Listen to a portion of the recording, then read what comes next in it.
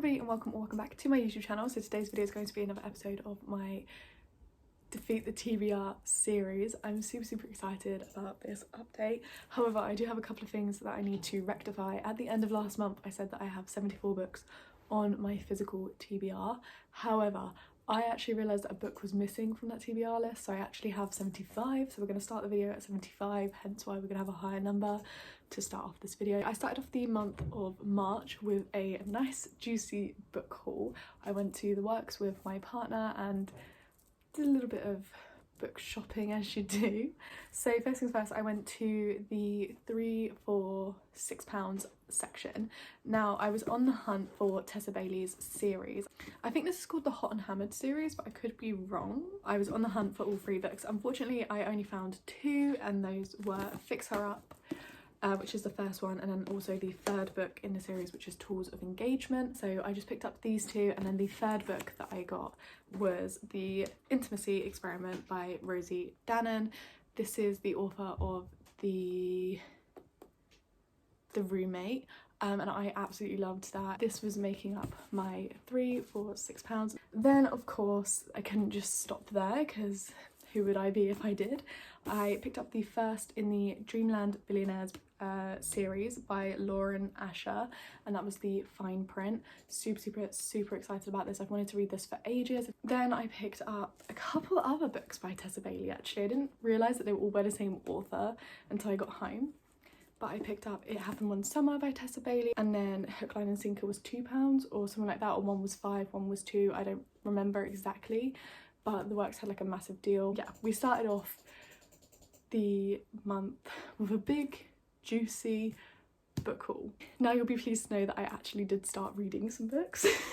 So the first book that I finished was Once Upon a Broken Heart by Stephanie Garber. This is a Waterstones special edition of this book, and it's actually stunning. Look at these with all the quotes in there. I read this because Hayley Pham really loved it, and I really trust her book recommendations, so I wanted to give this one a read.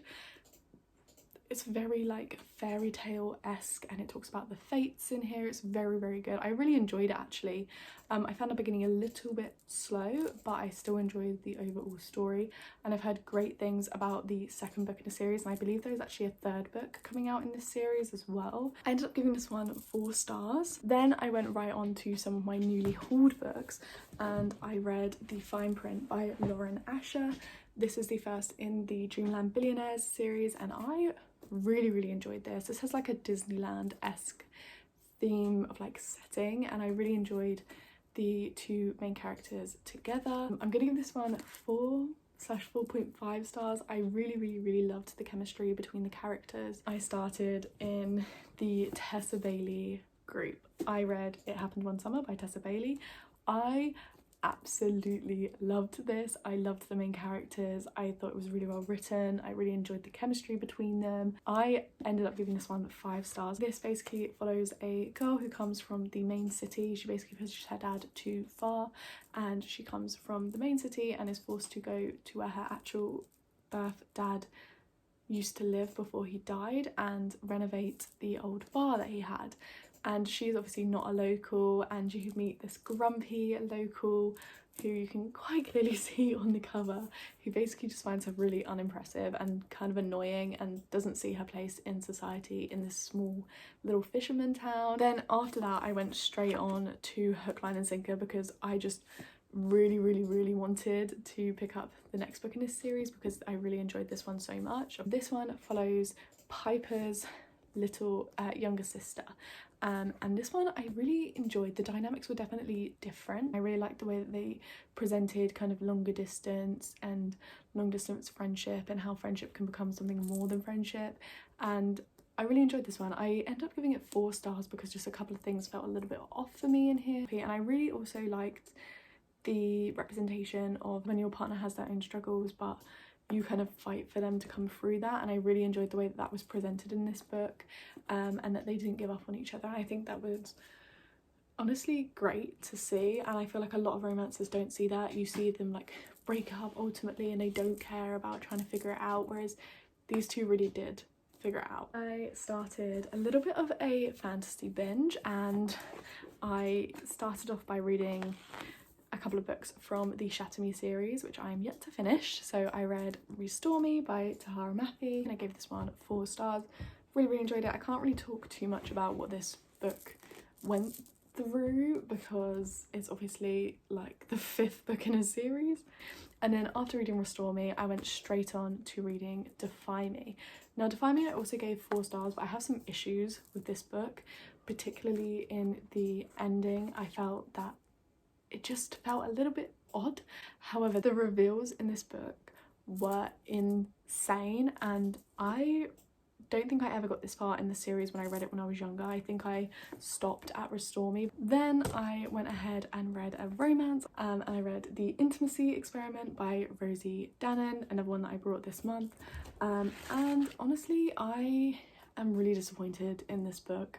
This book just didn't give me all that I was hoping to give, especially with the main character being Naomi. I felt like she lost a lot of her personality traits that we saw in the first book. She didn't have them in here. It was very confusing. It was like seeing a different character. I ended up giving this one 2 stars. It took 200 pages for me to feel any chemistry between the characters, and I am literally so disappointed because I loved the author's debut. However, this just did not even light a match in comparison to The Roommate by her. Oh my god, this next book broke me. I decided to pick up House of Sky and Breath by Sarah J Maas. This book, I have no words.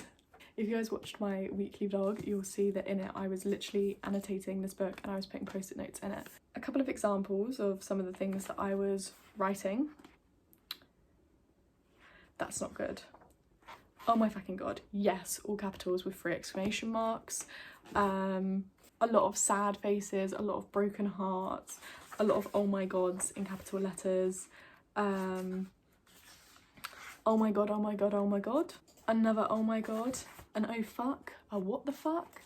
Yeah, there was a lot going through my mind, my brain. Guys, this book has actually destroyed me.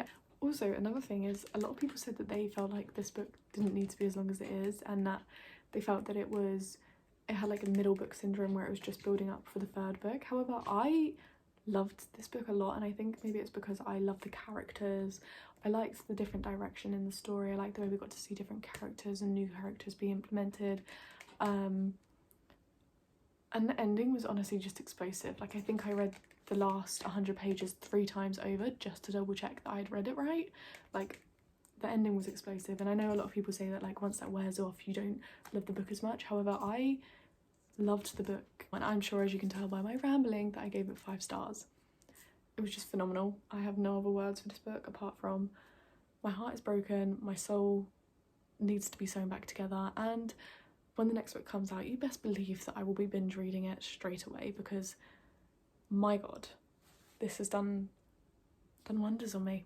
I read The Switch by Beth O'Leary. I was technically already 64 pages through this from last year, I think like somewhere in the summertime.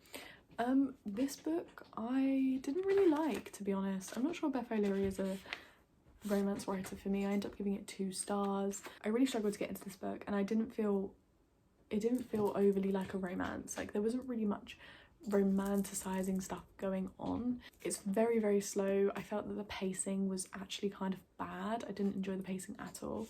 And I also said that I felt that maybe I feel that maybe this book could have been better if it was, you know, the switch happened but it was only one person's perspective, and then another book was the other person's perspective. Lena's love interest I did enjoy, but I just felt that this was just a bit of a meh book for me, and I didn't really love it at all. Then I'm kind of cheating here, but I am currently 270 pages through Fix Her Up by Tessa Bailey. I am currently that far through this book, and there is still 5 days left of the month. I will definitely be reading the last 90 to 100 pages that's left in here, probably tonight or tomorrow. So yeah, this book will definitely be finished by the end of the month. I feel like right now it's probably going to be a 4-star, maybe even a 3-star, I'm not too sure yet. There hasn't really been true conflict in here, so I feel like there is going to be a third act conflict, and I feel like I'm not going to enjoy that, and I feel like maybe I might feel that the resolution's going to wrap up too quickly because we haven't got that many pages left. So I feel like it probably will end up being a 3-star or a 4-star, but by the time this video comes out I'll put on screen what star rating I actually gave this book, because I am filming this again 5 days early. And speaking of currently reading, I'm also currently reading Dance of Thieves by Mary E. Pearson. This is a fantasy. I'm only 45 pages in though, so I'm really not that far. This was another recommendation by Hayley Pham. I don't think this one won't be finished by the end of the month by any means, but I am currently reading, so I just want to let you guys know. And then just yesterday actually, I took a little trip into town, and I won't lie to you guys, I wasn't going to buy any books, but then I went in to the works, of course, and I saw that they had the third book. This is the second book in the Hot and Hammer series. This was in the 3 for £6 area again, but they had this back in stock, and I was like, I have to buy that. Like, I'm loving, like, I'm really enjoying reading Fix Her Up at the moment, so I was like, I really need to have the second book so that when I'm ready for a romance I can move on to the second book and then the third book later on. I of course had to pick this one up, and this one follows Rosie and a guy called Dominic, and I'm really interested in this story. I actually literally started blurting about what I think is going to happen in this story to my boyfriend when we were buying it. Bless him, he just has to sit there and listen to me. Obviously I had to pick up some more to meet my 3 for £6. I picked up The Visa by Lizzie O'Hagan. I think that's how I say her name. Look how cute this is. This just sounds so interesting. Like, the little line at the top is, when falling in love with your husband is betrayal. And then finally I also picked up this one. This is The Key to My Heart.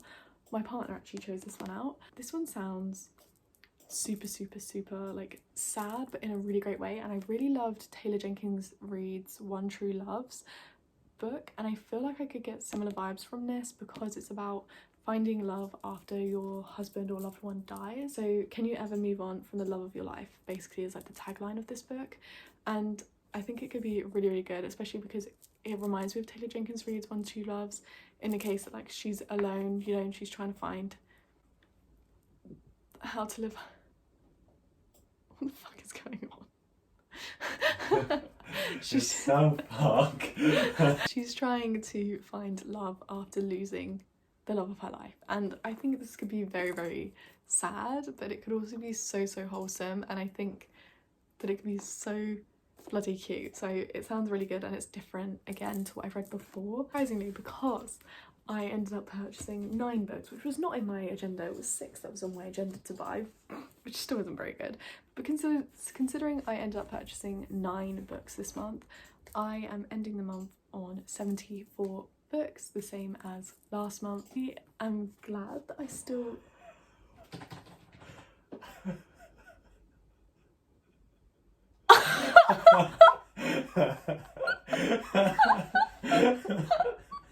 But yeah, I really hope you guys enjoyed this video, and if you did, please like and subscribe to the channel if you're new around here. I'd like to see more videos from me, and I'll catch you guys all in the next one.